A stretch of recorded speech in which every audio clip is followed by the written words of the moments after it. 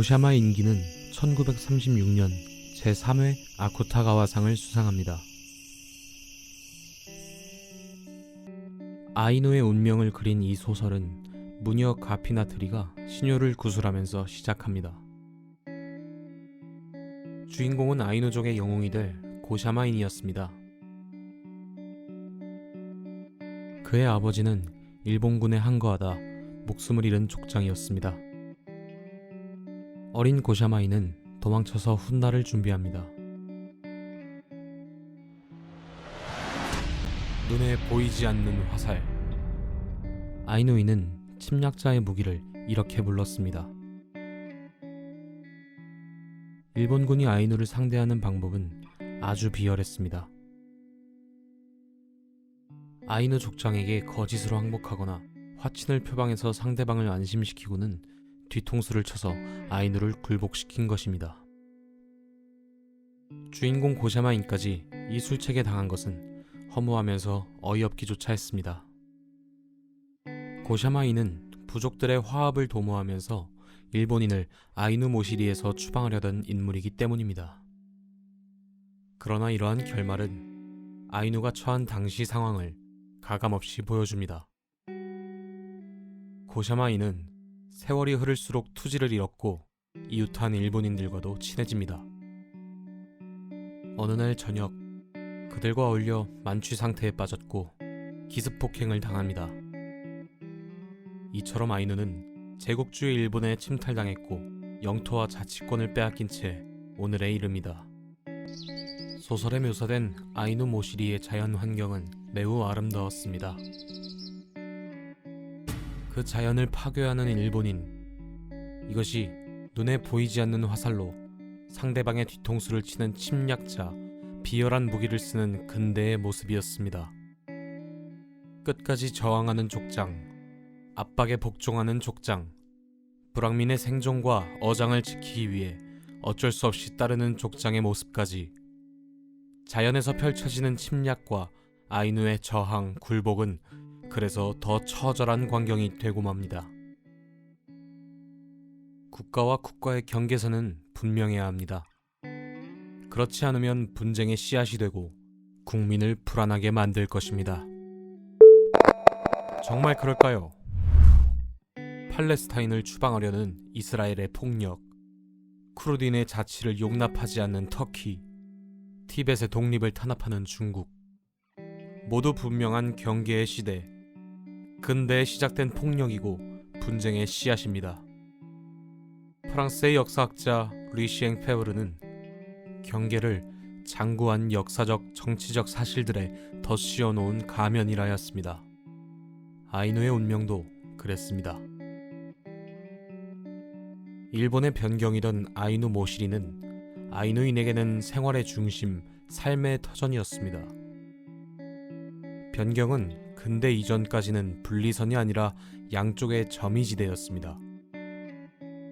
그러나 국민국가 시대가 되자 먼저 영토에 선을 그었습니다. 그 다음 서로 다른 부족을 하나의 국민으로 만들어갔습니다. 점이지대는 분쟁지역으로 변합니다. 러시아와 일본의 국경에 살던 에조치의 경우도 그랬습니다. 1853년 두 나라는 에조치를 두고 국경 교섭을 시작했고 그 결과 아이누 모시리는 달라집니다. 당시 일본은 막부 시대였고 마스마의 번익 홋카이도 남부를 다스리고 있었습니다. 이를 핑계로 일본은 홋카이도 전역에 대한 권리를 내세웠습니다. 홋카이도 포함 쿠릴 열도와 사할린은 이렇게 분할됩니다. 당사자 아이누는 철저히 소외당한 채 자주적 자치권과 영토를 빼앗겼습니다. 중심은 주류의 것이고 안정성, 명확성 같은 단어를 연상시키며 긍정적 인식을 줍니다. 반면 주변은 비주류의 것이며 불안정성, 모호성 같은 부정적 단어를 떠오르게 합니다. 모든 것에는 양면성이 있고 주변을 뒤집으면 역동성, 창조성, 참신성이 됩니다. 마찬가지로 중심은 진부함, 완고성, 배타성을 포함합니다. 과거가 다시 주목받으려면 미래를 제시할 수 있어야 하며 이것을 오래된 미래라 할 수 있을 것입니다. 아이누의 소중한 가치는 근대 시대에 주목받지 못한 그들의 세계관에 있습니다. 음식은 잘못 보관하면 썩지만 알맞은 바람, 적정한 온도와 습도가 있으면 발효됩니다. 잘 발효된 음식처럼 100년이 지나 열어본 아이누의 세계관은 우리에게 실망을 주지 않습니다. 그렇다면 어떻게 무슨 방법으로 이것을 확인할 수 있을까요? 신화는 때때로 그 해답을 보여줍니다. 아이누 신화의 정신은 미야자키 하야오에 의해 널리 알려진 바 있습니다. 특히 모노노케 히메는 무차별 개발에 파괴된 자연, 그 자연이 인간을 공격한다는 설정으로 널리 감동과 여운을 남겼습니다. 우리에겐 원령공주로 잘 알려진 이 영화는 아이누 신화에서 많은 내용을 가져왔습니다. 우리는 누구인지, 어디에서 와서 어디로 가는지, 신화는 그 역사를 스토리텔링으로 후세에 전합니다. 왕년에 내가 이야기할 때는 벚나무 껍질을 감아 만든 활 손잡이 한가운데를 울리듯이 이야기했는데 이제는 늙고 쇠약해져 버린 거지. 이렇게 말을 꺼낸 올빼미 씨는 자연을 경외하도록 인간을 깨우칩니다. 너무 함부로 대하면 결국 사슴과 물고기가 잡히지 않는 재앙이 발생하느니라. 그래서 사람들은 썩은 나뭇가지가 아니라 이나우로 물고기를 잡았습니다. 잡은 사슴의 머리는 아무데나 버리지 않고 아름답게 장식해 제를 지냈습니다. 수렵 생활을 지켜온 아이누에게 자연은 최대한 원래대로 보존할 세계였습니다. 이것은 개발 중심의 근대와는 정반대의 세계관입니다. 아이누의 신은 한마디로 표현하면 자연신입니다. 신의 세계에서 신은 인간의 모습이지만 인간의 세계에 오면 동물이나 식물이 됩니다. 한편 인간은 신의 세계에 들어가면 동물 모습의 신이 됩니다. 아이누를 말할 때는 천혜의 자연, 인간의 손길이 덜 미친 곳이라는 수식어를 주로 붙입니다. 이것은 오늘날의 아이누인에겐 불편한 표현입니다. 일본 제국주의 문명이 아이누에게 야만의 덫을 씌웠기 때문입니다. 그러나 아이누가 간직해온 세계관과 지혜는 잘 발효된 음식처럼 인류가 지향할 오래된 미래입니다. 미야자키 하야오는 원령공주에서 아이누의 선조이자 인류의 선대인 그들의 메시지를 전합니다. 변방은 누구를 중심으로 보느냐에 따라 달라집니다. 문명과 야만의 기준 또한 가치에 따라 뒤집힐 수 있습니다. 아이누 모시리는 지구에 출현한 인류 중 가장 원시적인 문화를 고도로 달성한 거주지였습니다. 메이지 정부는 타라 근대화 정책을 추진합니다. 그에 따라 홋카이도를 개발지역에 포함합니다. 시대에 따라 일본이 아이누를 대하는 방식은 계속 변해왔습니다. 막부 시대에는 에조치에 일본인 수가 많지 않았으므로 아이누와 막부는 어느 정도 세력 균형을 유지했고, 막부 말기부터는 아이누를 일본인에 동화시키려 했습니다. 근대에 들어서면 아이누의 이용 가치는 크게 떨어지게 됩니다. 아이누 수보다 훨씬 많은 일본인을 아이누 모시리로 이주시켰기 때문입니다. 시대가 변하고 러시아 견제의 필요성이 사라지자 선심 정책은 폐지됩니다. 아이누의 어업 노동력도 쓸모 없어집니다. 1872년 홋카이도 대지 매매 임대차 규칙과 대지 관련 규칙, 그리고 1877년 홋카이도 지권 발행조례 같은 근대적 토지 소유권 법령이 줄줄이 시행됩니다. 1899년에는 홋카이도 선주민 보호법이 제정됩니다. 이로써 아이누 동화 정책의 법적 조치는 드디어 완결됩니다. 땅과 권리를 빼앗는 과정을 통해 선주민 아이누는 완전히 소외됩니다. 이제 아이누는 규도진이 되었습니다. 아이누이는 미개 인종으로 전락하고 수천 수만 년 유지해오던 수렵 경제활동을 하루아침에 금지당합니다. 아이누이는 아무런 준비 없이 농사를 강요당했습니다. 그들의 영토엔 외지에서 들어온 일본인으로 북적거렸습니다. 아이누이는 숙련 기술과 경험이 달랐으므로 일본인의 경쟁 상대가 못 됐습니다. 이처럼 아이누이는 일본 당국의 필요에 따라 그 운명이 몇 번이나 바뀌었습니다. 이런 혼란 속에서 일본의 최하류층으로 전락하고 빈곤에 시달립니다. 화인과 아이누의 차이는 진화의 방향과 그 속도가 달랐기 때문이다. 이것은 당시 일본이 홋카이도 개척에 내세운 논리였습니다. 그렇다면 아이누이는 과연 진화가 덜 되고 열등한 야만인이라서 수렵만을 고집해왔을까요?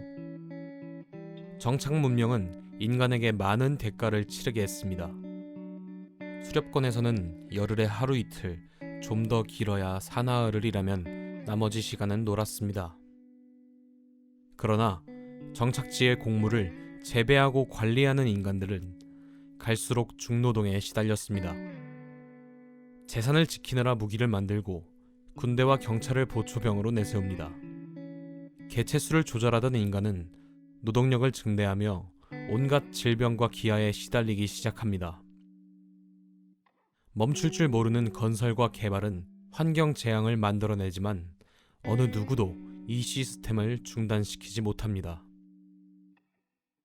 미야자키 하야오가 원령 공주에서 관객의 호응을 얻어낸 지점은 바로 여기입니다. 홋카이도를 배경으로 에미시를 주인공으로 아이누의 세계관을 현대에 되살려내자 관객이 공감한 것입니다.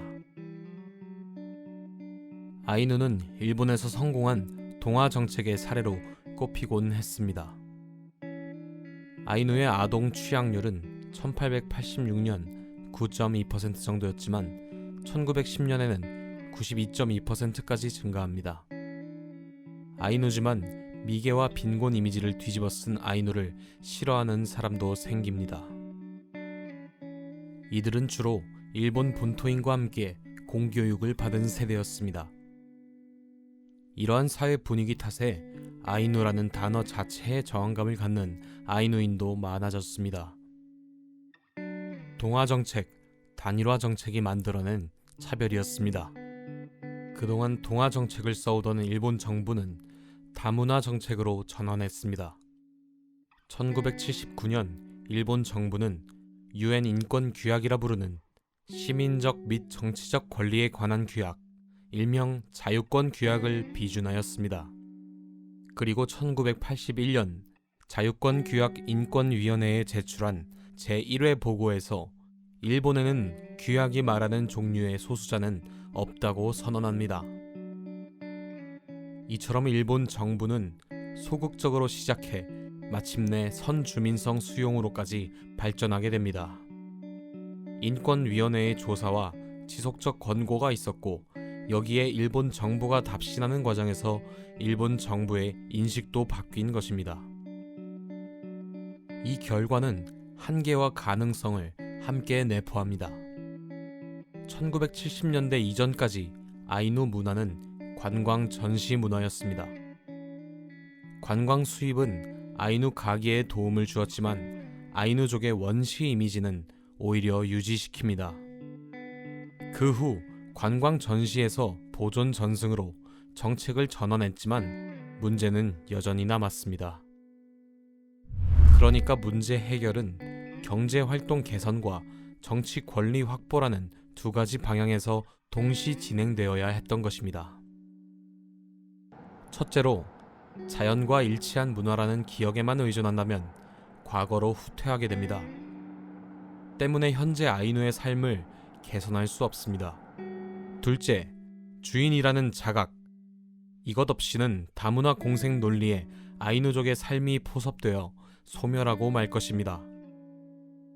이를 해결하려면 아이누와 일본 정부가 함께 달라져야 합니다. 아이누는 선주 민족 당사자의 권리를 자각하고 일본 정부는 아이누의 권리를 인정하는 것입니다. 사실 이것은 가장 어려운 문제입니다. 일본이 근대 국가를 세우고 한 번도 물러선 적 없는 국민 국가 논리와 충돌하기 때문입니다. 현실은 이렇습니다. 문화진흥법 제정을 위한 전문가 간담회에 아이누족은 참여하지 못했습니다. 10명의 전문가 청취인 중 오직 1명만이 아이누였습니다. 아이누 문화진흥법 제정 과정에서 정작 아이누족 참여가 배제된 것이 현 주소입니다. 아이누도 일본 정부도 아직 갈 길이 멀기만 합니다. 아이누 아이들은 성인이 될 때쯤 일본인이라고 단순히 생각해왔는데 그게 아닌 건가 고민하게 된다. 주위에서 아이누라고 말하지 말라 하고 아이누라 말하기 어려운 분위기가 형성되어서 이 아이덴티티 고민은 매우 어렵다. 아이누라고 하면 치세, 즉 초가집에 살고 독특한 문양이 새겨진 민족 의상을 언제나 입고 있으며 산과 강, 바다에서 수렵과 채집을 하며 살고 있다는 인상이 강하지 않은가요? 현대에 사는 아이누와는 동떨어진 먼 옛날의 전통 이미지만으로 아이누관이 형성되어 그러한 삶을 지속하는 아이누가 없어진 것을 민족과 그 문화의 쇠퇴, 소멸로 연결짓지요. 그러한 난폭한 논리와 고정관념이 편견과 차별을 조장하는 원인이 되어 왔습니다. 아이누이는 여느 사람들과 다름없이 생활합니다.